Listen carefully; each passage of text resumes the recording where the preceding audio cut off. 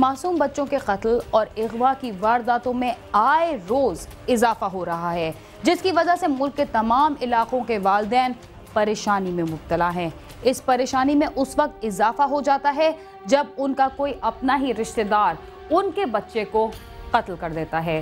शेखुपुरा में भी सौतन ने खाविंद के साथ मिलकर पहली बीवी की 9 माह की बेटी का गला दबा दिया। रावलपिंडी में सूद पर रकम देने वाले शख्स को फायरिंग करके हलाक कर दिया गया। हाफसाबाद में एक नौजवान ने तीसरी जमात के बच्चे को मस्जिद में कत्ल कर दिया और कराची में रवा साल के दौरान डाकुओं ने 20 से ज्यादा बैंकों से करोड़ों रुपए लूट लिए।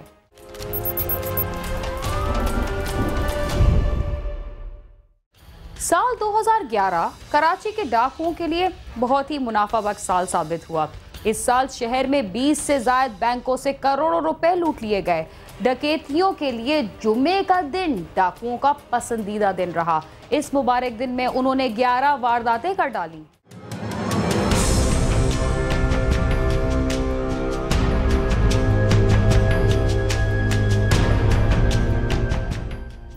कराची के कारोबारी इदारों और शख्सियात के लिए साल 2011 एक तरफ अमन व अमान के हवाले से बुरा साल साबित हुआ, तो उसके साथ साथ शहर में बढ़ते हुए जराइम और डकैतियों की वारदातों ने मालियाती इदारों की सिक्योरिटी पर कई सवाल खड़े कर दिए हैं। बैंक की नाम नहाद सिक्योरिटी पर तानियात, सिक्योरिटी गार्ड्स को लम्हों में यरगमाल बनाने के बाद डाकू बैंक का सफाया करके फरार होते रहे और इन वाक़यात के सद्दबाब के लिए कायम सिक्योरिटी इदारे इन्हीं गार्ड्स को हिरासत में लेने और सिवाय लकीर पीटने के कुछ न कर सके।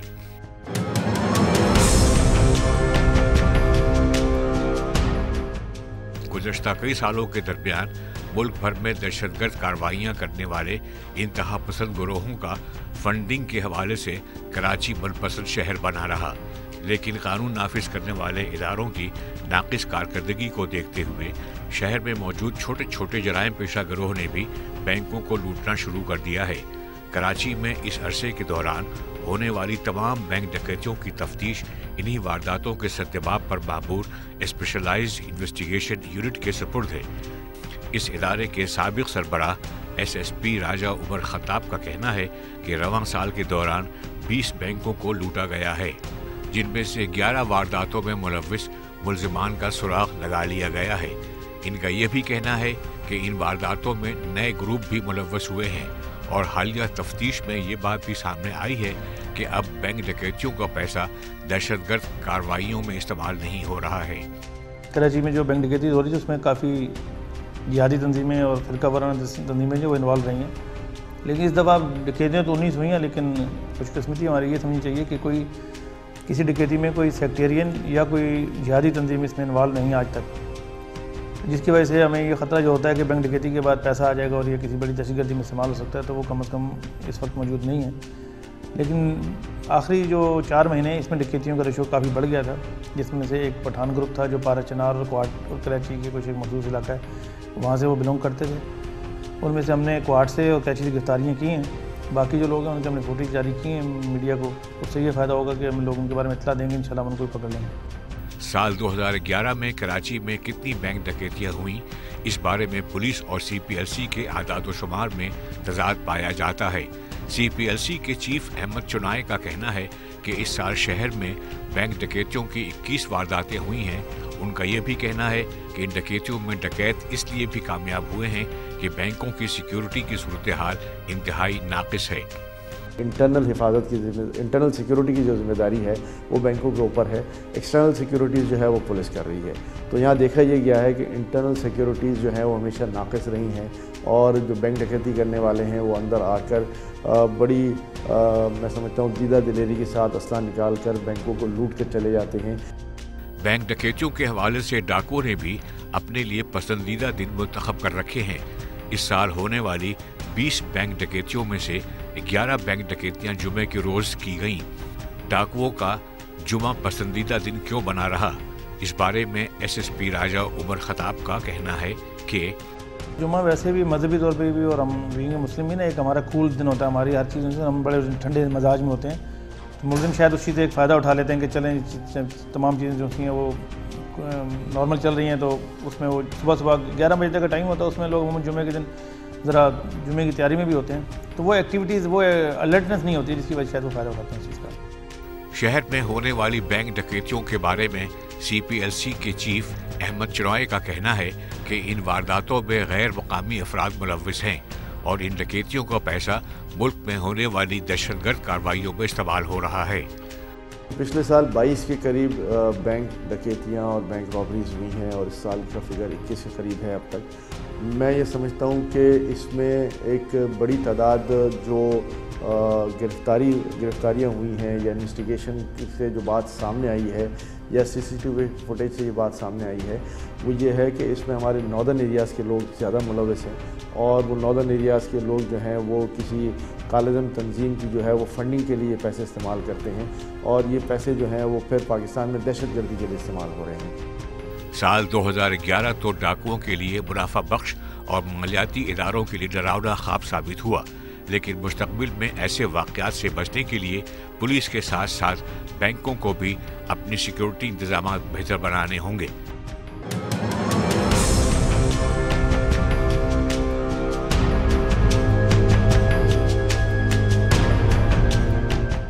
अगर कोई शादीशुदा शख्स दूसरी शादी करता है तो गोया वो अपने घर में मुस्तकिल लड़ाई झगड़ा ले आता है, क्योंकि कोई भी औरत अपने खाविंद की शराकत को बर्दाश्त नहीं कर सकती।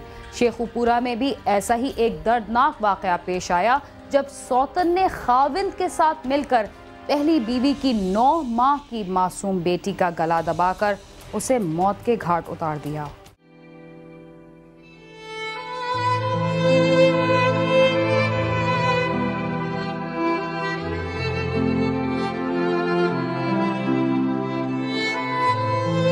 शेखपुरा की बदी रहमानपुरा के रहायशी मेहनतकश महमूद की शादी चंद साल कबल मुसरत बीबी से हुई थी, जिसे उसकी एक मासूम बेटी है। चंद माह कबल महमूद ने मकामी रहायशी हिना से दूसरी शादी कर ली, मगर उसकी दूसरी शादी पर अक्सर घर में झगड़ा रहना शुरू हो गया। मुसरत आए रोज झगड़ कर मेके चली जाती थी। चंद रोज कबल भी मुसरत का अपनी सौतन हिना से झगड़ा हुआ तो वो अपनी 9 माह की मासूम बेटी फायजा को अपने खावन महमूद के पास छोड़कर मेके चली गई। काम करती था तो तां भी मैनूं मारते सी, इन्ना मारते सी छोटियां दे नाल कि मैं ऐसे कि बच्चे ने मेरा रोटी खवानी है, नहीं हुई खर्चा देंदा, नहीं मतलब पुछदा दसदा, ते बच्चे ने मेरे अखीर इन्होंने इन्ना मजबूर किया, इन्हें क्या जे जाना है तो जा बच्चे छड्ड के ते चले जा। मेरे पेके आए, इन्हें मैनूं मारा कुटिया ते फिर वो ले गए सी मैनूं। झगड़े के 10 रोज बाद महमूद की फुफ्फी मुसरत को लेने के लिए उसके मेके पहुंची और सुलह सफाई करके वो मुसरत को लेकर घर आ गई। जब मुसरत घर पहुंची तो उसकी मासूम बेटी फायजा बाप की गोद में मुर्दा पड़ी थी। मुसरत बेटी की हलाकत पर फलक शगाफ चीखे मारती हुई रोने लगी। महमूद ने उसे कहा कि बच्ची को निमोनिया हुआ था, जिसकी वजह से वो दम तोड़ गई है। मुसरत ने अपनी बेटी को देखा तो उसके गले पर उंगलियों के निशानात थे, जिस पर उसने पुलिस को इत्तला कर दी। पुलिस ने लाश पोस्टमार्टम के लिए भिजवाकर महमूद और उसकी दूसरी बीवी हिना के खिलाफ कत्ल का मुकदमा दर्ज कर लिया। ए डिवीजन पुलिस के मुताबिक मुसरत बीबी का कहना है कि उसकी सौतन हिना और खावन महमूद ने झगड़े पर बच्ची का गला दबाकर उसे कत्ल किया है। पुलिस ने दोनों मुलजिमों को गिरफ्तार करके तफ्तीश शुरू कर दी है। पोटियां उल्टियां जो दवाई लैके आए, एक दो तो ठीक हो गया, फिर दवाई लैने गया डॉक्टर को, उन्हें कहा हालत बहुत सीरियस हो गई है, हॉस्पिटल ले जाओ। फिर रास्ते में वापसी आ रहे हैं लैकर बच्ची दम तो। ये जो इल्ज़ाम है ना ये गलत है सर का, क्योंकि सर सबको ही पता कि सबने जो है वो खुदा के पास जाना है और उसके देनदार हैं हम। जो कुछ भी दुनिया में हम करेंगे वो सब अगर कोई नहीं देखता तो खुदा तो देख रहा है ना इस चीज़ को। लेकिन ये हफ्ता तकरीबन पहले जो है ना बच्ची को पोटियाँ लगी हुई थी, तो सर डॉक्टर सदीक के पास गए हैं, उसने दवाई दी है, कुछ बेहतर हो गए थे। ये 3-4 दिन से फिर जो है वो पोटियाँ करने लगी, तो डॉक्टर अकबर के पास ना आज लेके गए तो उससे कहा कि आराम नहीं आ रहा है, तो उसने कहा कि ये जो है ना काफ़ी इसकी तबीयत ख़राब है तो अस्पताल ले जाए आप। तो वो सर रास्ते में लेके जा रहे थे तो दम तोड़ दिए। ये सेम के पास ही भी हम मतरई माँ चाहे जितना मर्जी बच्चों को संभाले, लेकिन वो मतरई कहलाती, चाहे वो कुछ भी हो जाए। यही कहा जाता है कि भाई जो सकी माँ होती है मतरई, चाहे वो जितना मर्जी बच्चों को प्यार करे, बस इसके आगे को कुछ नहीं। मुसरत बीबी ने वज़ीर-ए-आला पंजाब से अपील की है कि उसकी बेटी के कातलों को कैफे करदार तक पहुंचाया जाए। साथी रिपोर्टर शहबाज खान के साथ आमिर शहजाद, समा, शेखपुरा।